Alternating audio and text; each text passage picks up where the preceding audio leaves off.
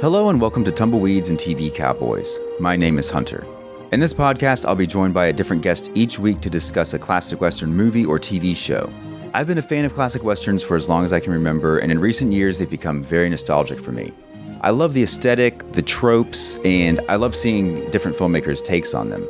At their best, they're incredibly entertaining, rewatchable, and some of my all-time favorite movies are Westerns.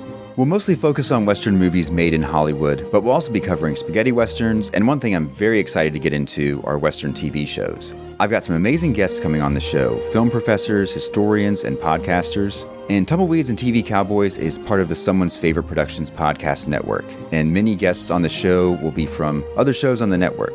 Thanks for listening. If you're looking for more horror outside of the mainstream, look no further than Unsung Horrors, a podcast about underseen horror movies.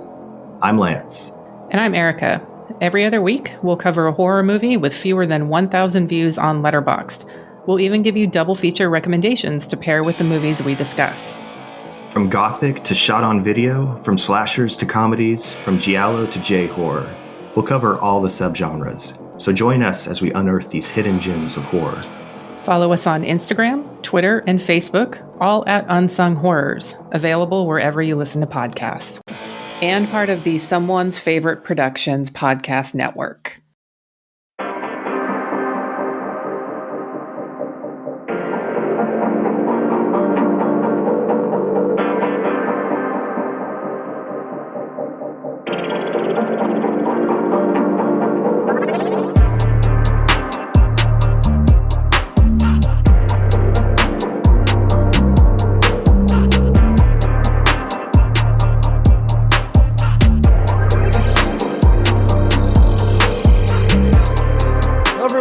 Welcome to the Culture Cast. I'm Chris Stachiw, and I'm joined by my good friend, the one and only Mr. Mike White. Cropsy's going to get you.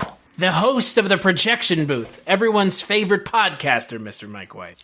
Everyone's. Mine? You're mine. Aww. I know who I am not the favorite of, and that would be Mike Doherty. I may have made some comments about Godzilla King of the Monsters on Twitter that drew the ire of the director. And to that I say, your movie is unsubtle, and it does paint Godzilla as a Jesus lizard. So come on, man, take criticism in stride. Just laugh it off. Don't throw me in a rude bin with the other internet trolls. But in regards to Cropsy, he is going to get me. And he got you, Mike. He sure did. So, it's Jess Byard June. She decided that let's talk about summer camp horror movies. And no better summer camp horror movie to talk about than The Burning, a film that, for all intents and purposes, wasn't seen in its full form until 2017 when it was released in its uncut version. So let's talk a little bit about The Burning.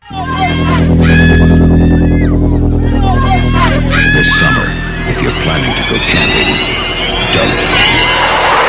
If you're looking forward to midnight swims, don't. Sneak on back to the campsite. Get some matches. Build us a hot fire. Don't be long. And if you're thinking about being with someone where no one can see you, don't. Because this summer, a legend of terror isn't just a campfire story anymore. They say he smashed his way through the bunkroom door, just a mass of flames. Burned alive, cried out, "I will return! I will have my revenge!" He lives on whatever he can catch. Right now, he's out there, watching, waiting. Who's there? What happened one summer 5 years ago is about to happen again, and again, and again.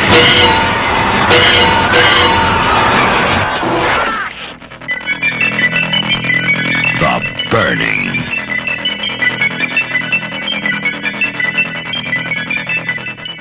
Film is directed by Tony Maylam. I really don't want to say who wrote it. I don't. I really don't, Mike. You gotta do it. I know. This film has the stink of the Weinsteins on it. Specifically all Harvey. over the place. All over the place. I want to say it's in the opening credits. It's created by Harvey Weinstein. Great, thank you. Moving on. And also I believe there is some controversy regarding this film, even as far back as 1981, with Harvey Weinstein pulling his quid pro quo shit then as well. something about his behavior. One of the production assistants was essentially harassed by him. So shocking? Question mark. Yeah. If you're surprised by that, you shouldn't be. The film stars a lot of folks whose names you are going to recognize. Jason Alexander, yes, Costanza from Seinfeld. Holly Hunter in like a pretty, blink and you miss it scene. And Fisher Stevens. Completely unrecognizable to me other than his voice. Wait, Fisher Stevens is? Yeah. Really? I mean, once I heard his voice, then I was like, oh shit, that's Fisher Stevens. I'll tell you what I know him from.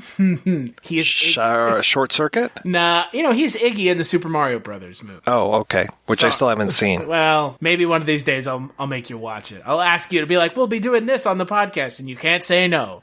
No, I would never do that to you. But I don't know. The other kind of actor in this movie that I recognize, but I'm a huge fan of the movie, is Brian Backer from Fast Times at Ridgemont High. Yeah.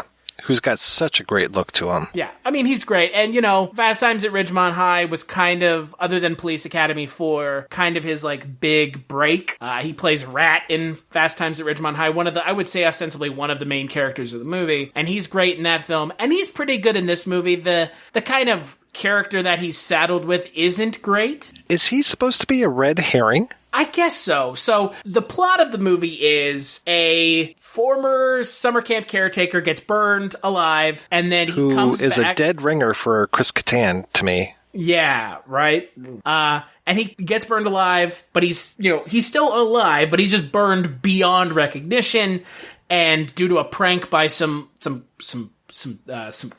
camp goers, and then some ne'er-do-wells. Yeah, some ne'er-do-wells. And then 5 years later, he comes back after being in the hospital for 5 years. He comes back and goes on a rampage at the same summer camp, and he wants to just kill as many summer camp kids as possible. So you think until the end of the film, where there's a little bit of a twist, not really a twist, but a little bit of kind of a reveal, as it were. So, Mike, I'm assuming this is the first time you'd seen this film. What did you think of Jess's first choice for Jess Byard June, The Burning? Well, I don't want to correct you, but actually the initial burning takes place at Camp Blackfoot, and later on he goes to Camp Stonewater. So There are two different camps in this movie. Sure. I mean, does it really matter, though? No, I guess it doesn't. Right. With the reveal, it doesn't really matter, right? No, even though I guess Todd goes to both camps. I guess he swings either way. Either Blackwater or Stone, whatever. Right.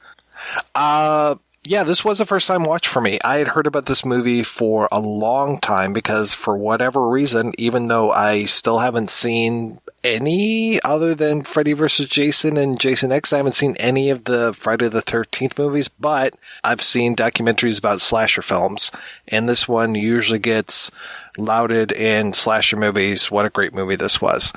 It feels like there are things that are missing from it, even though you were saying we watched the full version. It feels like there were little deaths when it came to how this movie got put together, and I could be completely off base because it just doesn't feel like it's an artistic whole.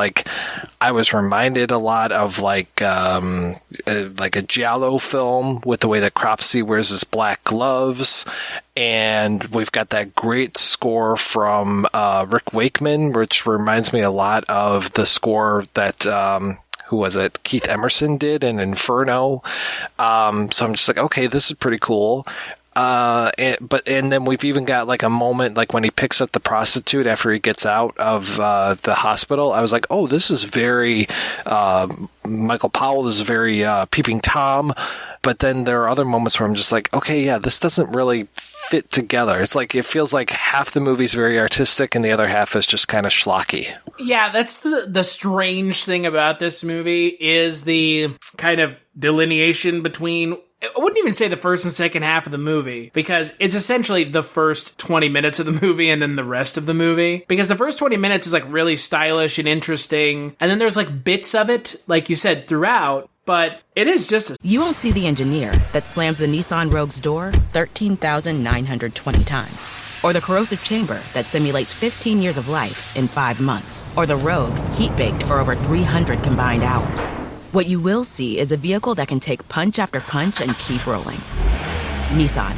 #1 in new vehicle quality among mainstream brands by J.D. Power. We put it through the worst, so you get its best. For J.D. Power 2025 U.S. Initial Quality Study Award information, visit jdpower.com/awards. Awards based on 2025 model year. Newer models may be shown. Slasher movie with a lot of really recognizable folks in it. I'm not saying that's a bad thing. I'm just saying that the idea is not particularly unique, so much so that a film that we still may talk about, probably not though, but a film that ended up getting kind of thrown around and not released as quickly or in the form that it was going to be released initially, Madman, that film almost was like a ripoff of this one because the idea is so ununique. Slasher is at a summer camp and he wants to come and kill all the teenagers. I mean, like you said, Friday the 13th, pretty much, that's the whole gist of the first couple ones. Right. I, like you, have not seen any of the Friday the 13th films either. If you are surprised by that, I am too. The only one I have seen is Freddy vs. Jason as well. So,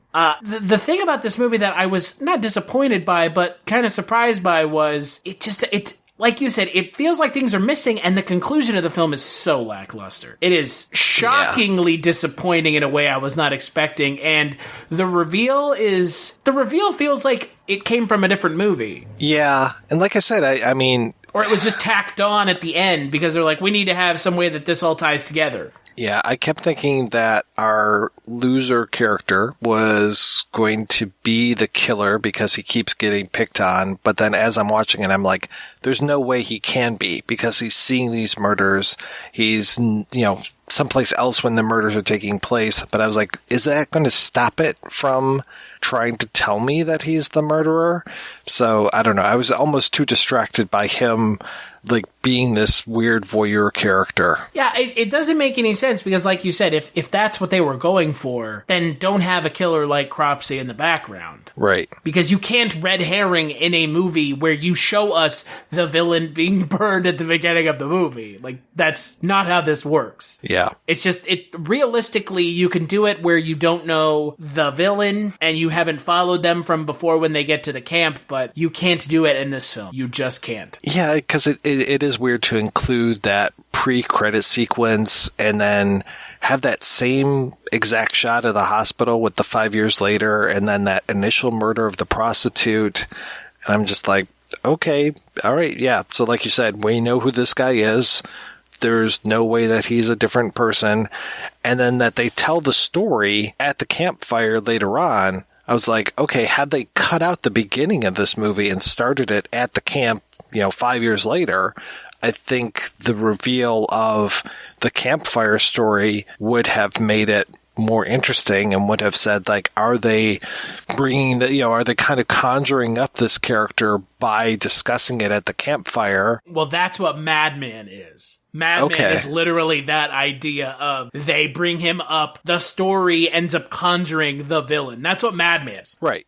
I mean, even if, like, we had seen people being murdered beforehand, then it would have been like, ooh, is he really a story or does he exist? Or, yeah, I think that would have added more of a supernatural element to it rather than what they ended up with, where it was very, very apparent, like, this is a real thing, this is happening. Yeah, and the lack of, not mystery, but the lack of anonymity with the character is a little disappointing because a lot of these films are predicated on you don't know who the killer is. Mm-hmm. And then there's this big reveal at the end and oh shit, it's Mrs. Voorhees. And it's just Cropsy. Okay. Hey, it's just me. Hey, how you doing? I'm Cropsy. So by the way, the Cropsy urban legend was covered in a film called Cropsy. I don't know if you've seen it or not. Where they don't even mention the burning? Well, hey, man.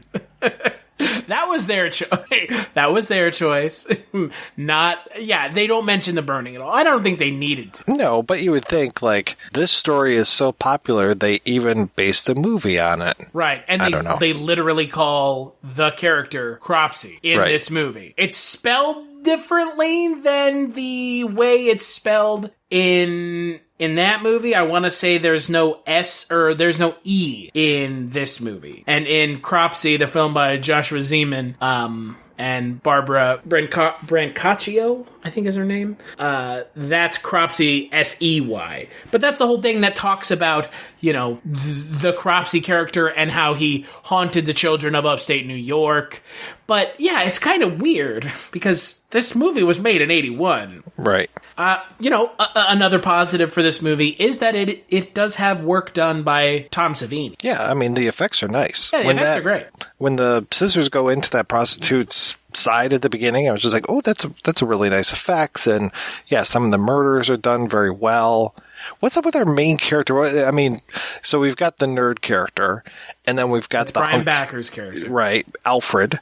And then we've got Brian Matthews as Todd. And Todd it's like anything takes this guy down. Like he gets glancing blow from Cropsy and he's down, and then, he's pretending to be out. And then later on, he, falls off when the mining cart, the very convenient mining cart, almost, crashes into him, and he gets knocked out again for a few seconds. It's just like, dude, I'm like expecting somebody has to sit there with like, AB, trying to get him to have power back and get him back up off of, to his feet. Yeah. Well, and another negative with the film is the character of Todd is completely one-dimensional. Yeah. I actually like a lot of the characters in this movie, which, again, that should be a testament to the quality of this movie if I actually care about the summer camp goers, because a lot of these summer camp movies, they don't give you a reason to care. Right. That's not something, and that's just horror movies in general, especially slasher films. They don't give you any reasoning to care about the characters that are, possibly just going to be ground up and spit out by the killer.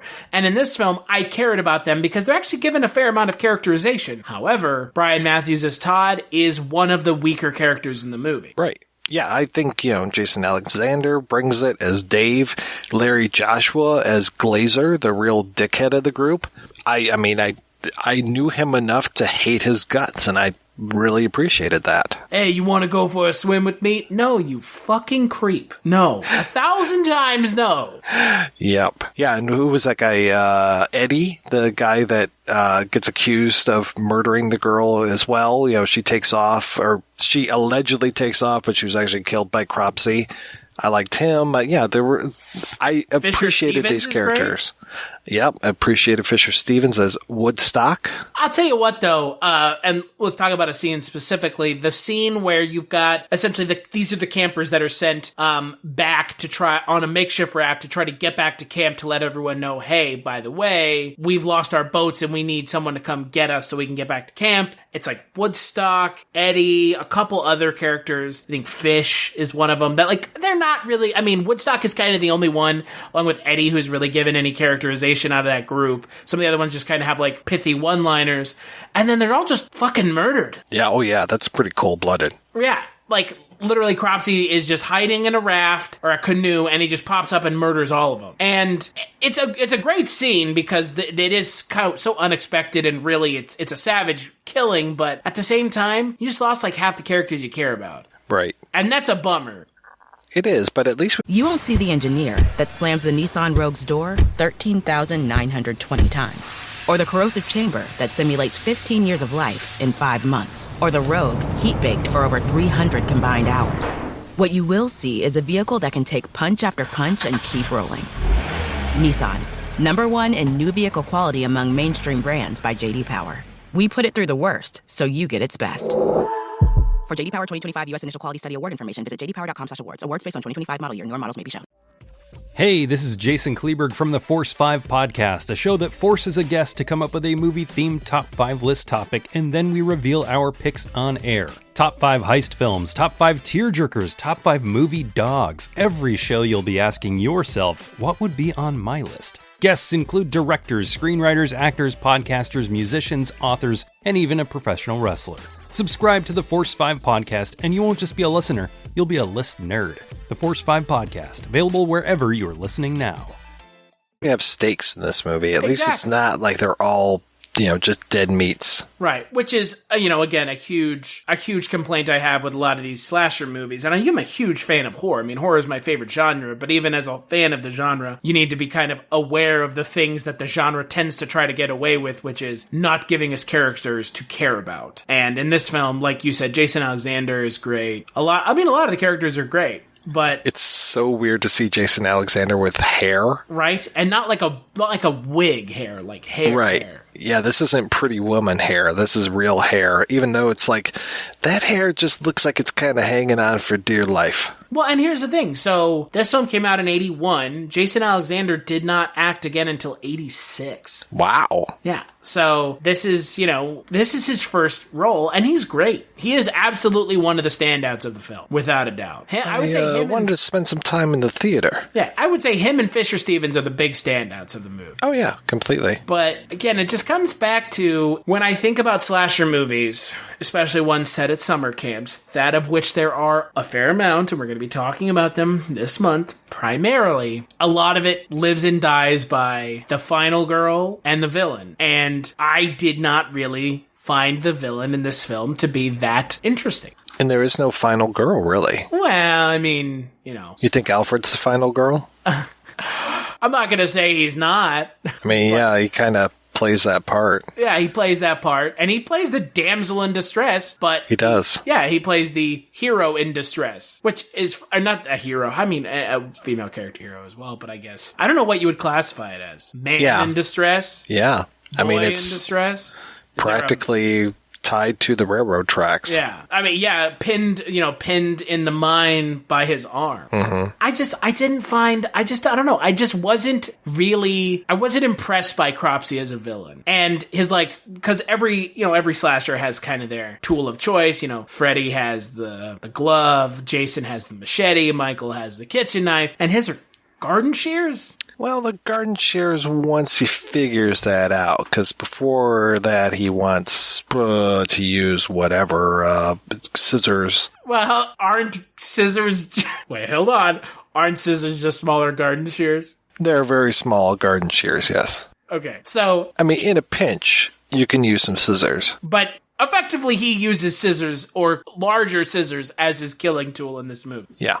Scissors or larger scissors. Right. Which, I mean, again, look, that doesn't leave room for a lot of creativity with the kills. Right. There are some cool kills, like when he kills the kids on the boat, he slashes, one of their heads open, one of the female characters, he slashes their head open. He cuts Fisher Stevens' fingers off, which you knew had to happen at some point, especially when you've got a, scissor-like item. But I don't know. I mean, how did you feel about Cropsy the villain? And, I felt almost more sorry for him than anything else, because that's kind of what it felt like they were going for. Yeah. No, I totally felt sorry for the guy, because it's again... They don't show him being a jerk or anything at the beginning. The poor guy is just asleep when we first see him. We don't hear until they're telling the story around the campfire that he was anything other than a decent guy. And then even then... conjecture. Right. Even then, right? I mean, it's just, exactly. Who's telling the story? One of the people who lit him on fire. You just don't know exactly. that yet. Right. So it's what are we doing here, guys? Yeah, I mean, had he been just a real piece of shit and been hitting on the girls at the camp, or even worse, and just, really deserved, not that anybody deserves to be lit on fire, but had he been a jerk, then okay, cool. Then, light him up. Let's do it. Yeah, and that, again, I think that just goes back to the writing in this film. Is I feel like it's certain parts of it are well written, but then other parts are severely lacking. And the villain motivation is definitely one of them. And then the reveal at the end, I feel like is completely inane. Yeah. It feels so stupid that now we're just finding this out, and now the character's just realizing it. What the fuck are you talking about? Right. So the big reveal at the end of the film ends up being that Brian Matthews was one of the campers who helped prank Cropsy at the beginning of the film at Camp Blackfoot and lit him on fire. But we don't find that out until the last 10 minutes of the movie, which normally is fine, but it's almost like he didn't remember either. Right. Yeah, it's revealed to him when it's revealed to us. And it's what the fuck? Like, Yeah. what is happening here? Like, that's so hokey. That is so hokey and so bizarre that I honestly can't comprehend that is what they went with for the big reveal. Yeah, it's pretty strange. Like, they could have shown it. I mean, and he was even the one telling the Cropsy story around the campfire. Right. So maybe, I just don't, it's so weird. And look, I get it, it's at the end of the movie, you're trying to give us this big revelation, but like I said, it's almost like he too is remembering that he is part of the reason Cropsy is after him. Right. And so I guess, is it that Cropsy has been after him and only him this whole time? I wouldn't think so. I mean, it seems like he could have taken him out a lot easier. Right. That's what I don't get. Like, so Cropsy's motivation is then just he wants to kill campers. Right. Not that he wants to kill one of the people that happened to be there. So Todd just happened to be where Cropsy was attacking? Yeah, I mean, because he doesn't go after the other people. I don't even know why Cropsy goes back to the camp. Well, and again, like you said, like you corrected me at the beginning, it's not even the same camp. Right. Right. So either it's one of two things. Either he does go looking for Todd, who forgot that he had anything to do with it to begin with, or he just happens to, plot convenience, wander into a summer camp where Todd is a counselor. Right. Pick one or the other, because neither one honestly works. No, they don't. Right. Well, not in the way it's told in this film, that's for sure. Right. And I feel a little bad, just not absolutely 100% loving this film, because I know this is a dear film to a lot of people, but it's just like, I'm sorry guys, coming in at this point in the game, I'm just like, I'm not necessarily buying it. No, I mean, again, like you said, I mean, it's one of those films that it's taken a very long time for us to really get a release of the film that is, quote unquote, the full version of it. Right. It was released, I want to say Shout Factory released their version of it in 2013, and the print that was released in 2007 was the first time that it was ever on DVD, and that was the uncut version. So I misspoke earlier. It wasn't 2017, it was 2007 when it was released on DVD, and that was the first time the uncut version had been released, even though it was labeled as the R-rated version. But yeah, it's okay. Yeah, and that's the thing, it's just okay. Right. It's fun. It's goofy. But a lot of the stuff that a lot of things I was hoping for get a little muddled because it doesn't have a very memorable villain. It has some kills, but there's no, Jason picking up someone in a sleeping bag and smashing him against the tree. It's okay. He just wants his machete back. Right. Yeah. That's it. I actually forgot. I have seen Jason X, but nobody considers that canon because that movie's awful. Oh, it's one of the best movies I've ever seen. Just like Leprechaun in space. Exactly. And, you've got stuff like, welcome to prime time, bitch. Like, there's nothing like that in this movie. There's just not. And that's the biggest disappointment is I was hoping for something that would stand out as iconic. And yeah, it's got work by Tom Savini. Yeah, it's got a lot of these kind of young actors before they were famous, but there's a lot of problems. Yeah. But I'll tell you what, though, it's not as bad as some other summer camp movies that I've seen. It's not as bad as some other horror movies. I mean, I think it's just average. It's just average. But I can see why people like it a lot. Because, I mean, again, if you went to summer camp in the 80s, this probably has a special place in your heart as like, I can sympathize. Like, I was there kind of thing. You know what I mean? So it's like a time and I place. lit a guy on fire. Oh, wait, I probably shouldn't admit that. Right, yeah. It's definitely evokes a time and place. And that's the other positive. So what would you give the film out of 5? I'd give it, I don't know, 2.5, 3? Yeah, I would give it a 3. It's also edited by Jack Shoulder, so there's that. Yeah, I think this was around the time he was working for Miramax, and was The Hidden, was that a Miramax film? It's been a long time. I want to say New Line, but that doesn't seem right. No, it's New Line, because, I mean, don't forget, Jack Shoulder's second film was A Nightmare on Elm Street 2, The Gayest of Nightmares. Oh, that's right. And that was, obviously, the house that Freddy built is New Line, so... Right. Yeah. But I want to say he was editing a lot of trailers at this point in his career. Yeah, that sounds Yeah, good. he's a nice guy. I really like Jack Shoulder. But he edited this film, so he's kind of cutting his teeth in 81, 4 years before he makes The Gayest Nightmare. And that's not a knock at the movie. It's literally insanely gay. It is, but not that there's anything wrong with that. No, it's just hilarious when you watch interviews in something like Never Sleep Again that they're like, we didn't realize. It's like, what? Yeah, I asked him about the part that. where the guy's ass getting whipped in the showers. You Right. didn't realize that was gay? You didn't figure that one out, huh? Or when Bob Shea is wearing like a leather daddy outfit, you didn't realize this was gay? Yeah, I call bullshit on that one. I'm with you. Especially like the I forget what the guy's name is who wrote the script. And he's like, I didn't see any of it. It's like, maybe is it because you can't see the forest through the trees type thing? Like David Chaskin, was it you wrote it and it didn't sound like this on paper, and then when you saw it in the theaters, you're like, oh, not what I was expecting. Not at all. Mm-hmm. So, but let's take a break and we'll play a preview for the next Culture Cast. Every year, the finalists for the Miss Cheerleader USA contest travel to this secluded camp. Hey, there is no going back.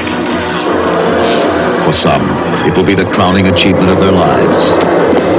I'm gonna win that queen contest. Nerves are on edge. There's something eating at everybody, right? Ever since we've been here, it's never a good night.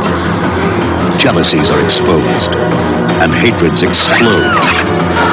This year, something evil has come over the contestants. And she shows them to kill her. The instructors, You're a mascot, not a human. the judges, and the hired help. I hope you die. Something is about to make them all victims of cheerleader camp. Start with Allison. She's so fine. So look at her long or you'll go blind. Next is Pam. She comes out with a bam and will tell you this, she ain't no sham. Next is Bonnie. She acts kinda funny. Steal your heart but not your money. Can't forget Teresa. She's got what it takes. Putting her on this team was no mistake. Last is Lori, and this is her story. She's our gator, you'll be seeing her later. Betsy Russell, Leif Garrett, Lucinda Dickey, Laurie Griffin. We gotta walk out of here. It's at least 40 miles. Finally, something to die for. Cheerleader camp. That's right, on the next Culture Cast, I'm going to be joined by my good friend and yours, Mr. Mike White, our friend Father Malone, to talk about Cheerleader Camp, another film that probably takes place at a summer camp. People probably get murdered. Just a guess. Maybe. Yeah, right. Until then, where can people find you? Hold on. Until then, what is going on with you, Mr. White, over at your award-winning podcast, The Projection Booth? I haven't won any awards. You've won the award of my love. Oh. Wow. If that doesn't matter to you, then I don't know what to tell you. Well, we're doing a lot of sci-fi films this month and next month. Look for at you, whatever not even reason. restricted by a month. I know, right? It's just like, fuck time and space. I'll do whatever I want. This man's breaking all the rules. Yeah, exactly. So, yeah, I'm talking about Philip K. Dick adaptations like Total Recall and Minority Report. And we're going to be talking about Belladonna of Sadness, a crazy Japanese anime film, which is not necessarily sci-fi. But then in July, we're hardcore sci-fi, a Mega Man, Annihilation with you, Mr. Stachiw, Krull, Solaris. It's just going to be, it's going to be so sci-fi. It's going to be crazy. If you do not, as a listener of the Culture Cast, listen to the episode of The Projection Booth on Annihilation, at least go back and listen to my podcast on Annihilation I did last year. No, I'm just kidding. But seriously, I cannot wait because in the last year between the podcasts, I have gotten a chance to read the book. And it is amazing. So that's right, Ghostbird. I wasn't going to call you the same fucking thing. I was going to call you the same thing. Do you need me, Ghostbird? Do you need director. me, Ghostbird? Oh, God. Yeah, boy, I'm super excited to talk Annihilation next. Yep. Look forward to it. Any other podcasts that you do? No, that's it. That's the only podcast I do. I'm not even on this podcast. You can find me when I'm not here, or at the projection booth from time to time, on a little podcast that Mike and I do called the Kolchak Tapes, where we talk about Kolchak the Night Stalker, and that is over at kolchaktapes.com. I'm also on another podcast called Chronicles from the Crypt, where I talk about Tales from the Crypt twice a month with the aforementioned Father Malone. You can find that over at chroniclesftc.com, and add those two together, and you get the little podcast the three of us do called Dreams for Sale, where we talk about the Twilight Zone. For sale. I hate you. I hate that shit so much. Where we talk about Twilight Zone 1985, the first reboot of the show, and the best reboot of the show. And you can find that over at twilightzone85.com. Big thanks to Mike White for joining me. Big thanks to Jess Byard for picking the films for the named month that she picked, Jess Byard June. And we'll catch you on the next Culture Cast.